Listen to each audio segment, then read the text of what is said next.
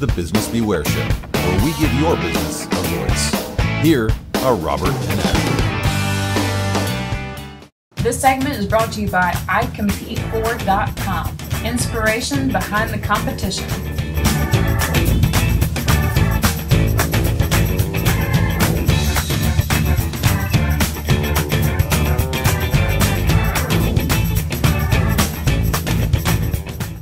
Well, we're here today with Mr. Shook, and he has got this winery that we've been touring for how long?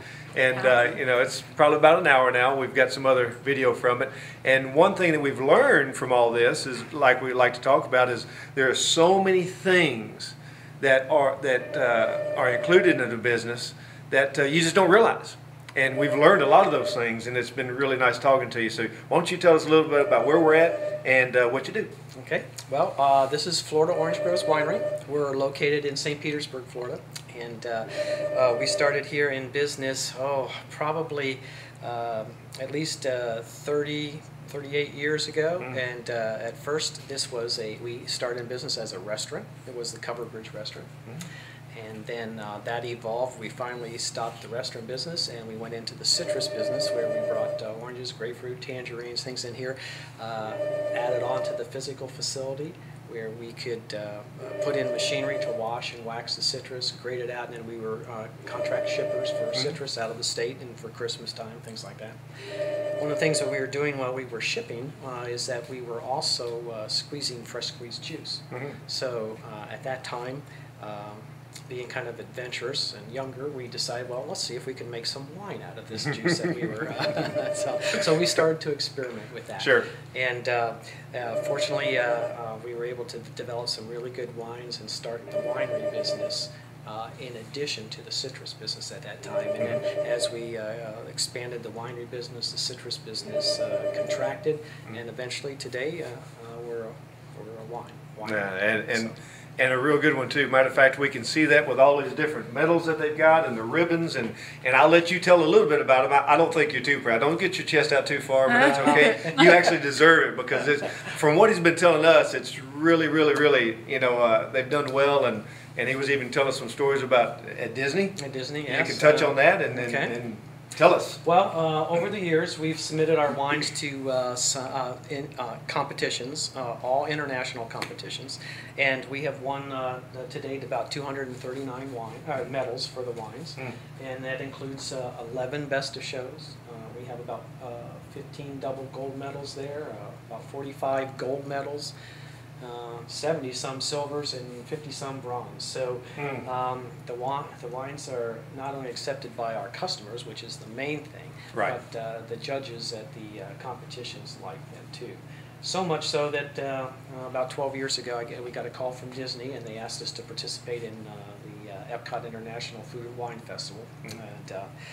And so we went over there, and the wine sold so well there that we've been now with them for 12 years.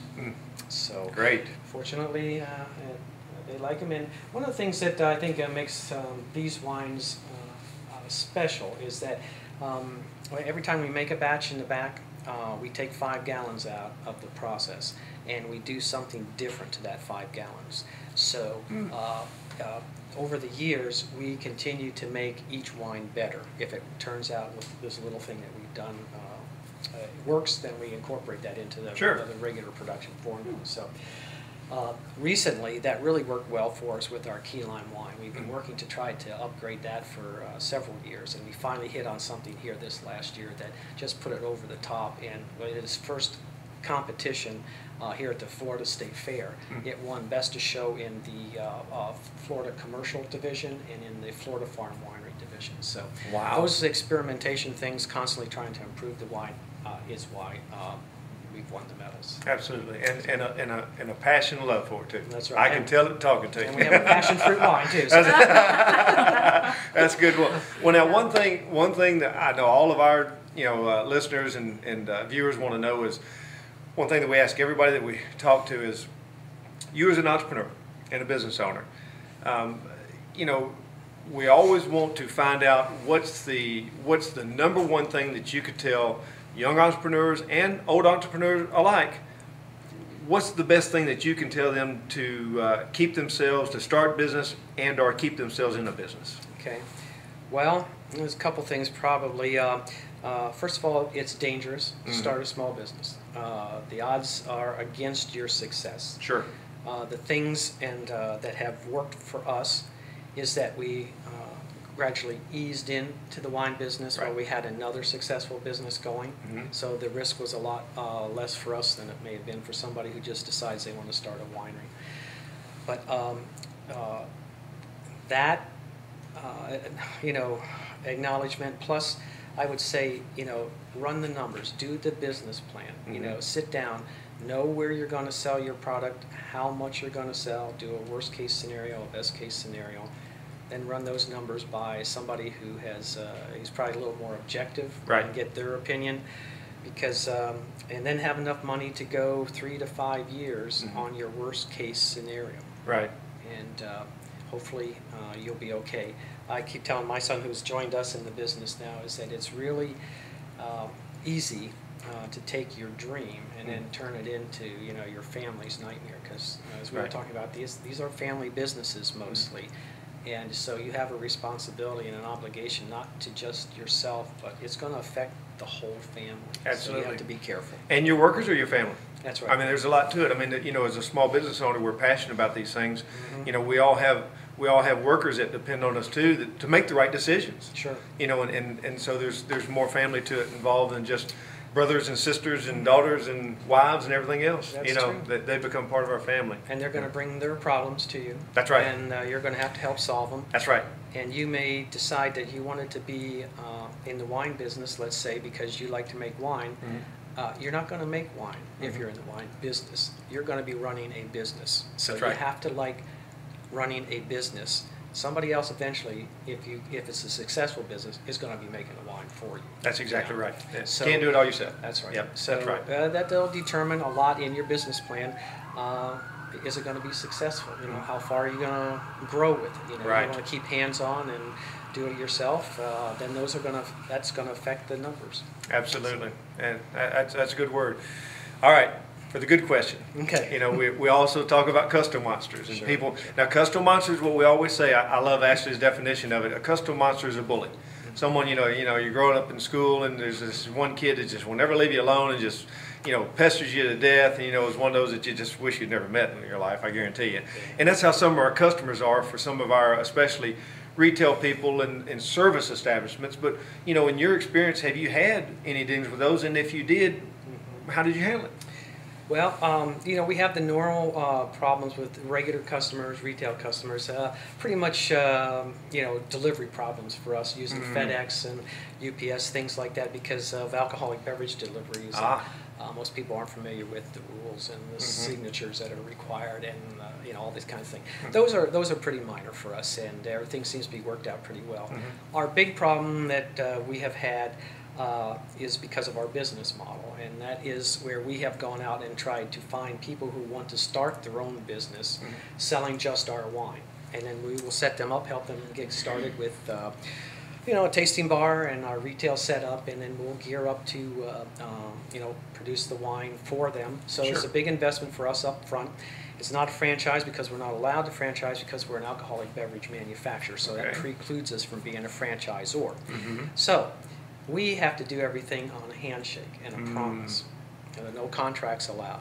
So that has been where our biggest disappointment is that yes, you will be able to sit down with somebody and talk to them, and we'll invest in all this we have to do to get your business going. Absolutely. And they get up and they get running, and the deal was that you're going to sell just our wine, and then they're doing well, and 2 or 3 years later they go like, well, I'm going to put in some other wine too. And you can go like, that's not the deal. Right.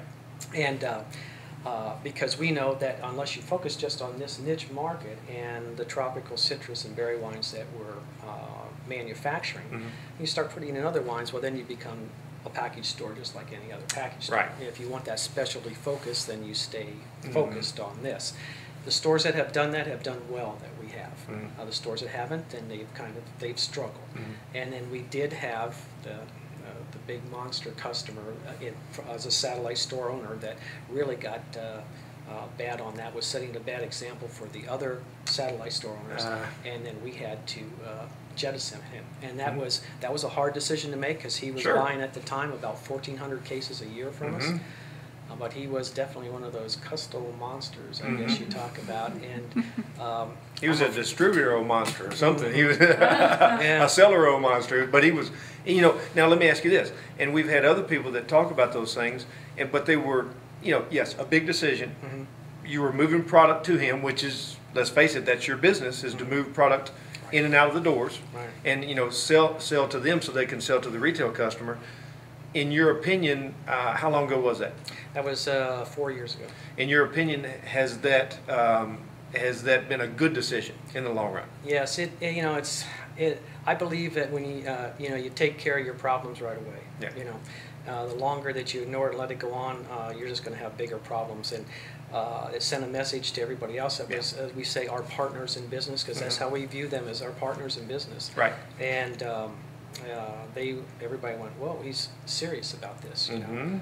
And so he had a lot of problems after we stopped supplying them, as you know, you might suspect. But anyway, it was the best decision for us. You know? And what you did was, and for lack of a better term, a lot of times, and you hear me say this all the time, is if it's a cancer, you got to cut it out. That's right. And it, you know, and I don't use that. I don't use that loosely. I mean, you know, if you've got something that's going to affect your entire, I mean, that can even affect not only your other distributors, like you were talking about, or the people who sell, you're in sales, but that can also affect your business here in production.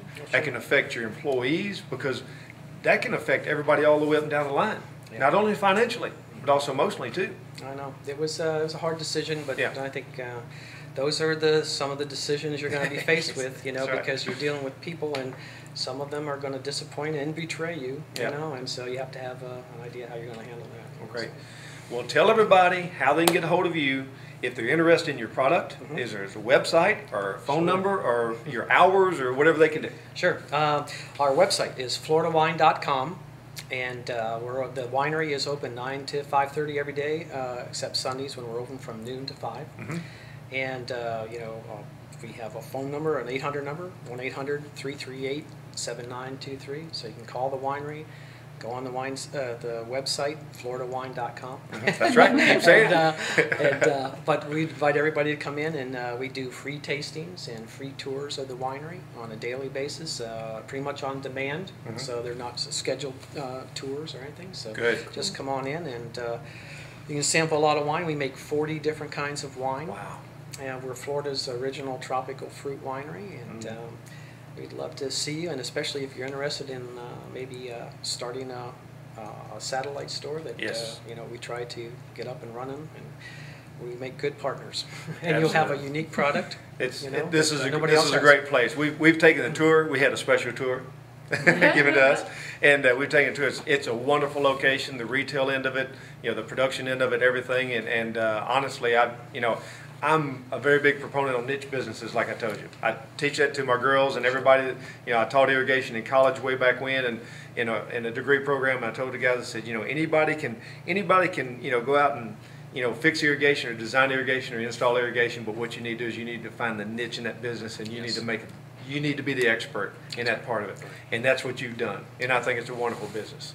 So. I've told my son too. I said, you know, like in life, you know, you want to become an expert in something. That's right. And once you do that, then you can pretty much, you know, you set yourself out from the crowd, and you have a better chance of being successful. So. That's exactly right.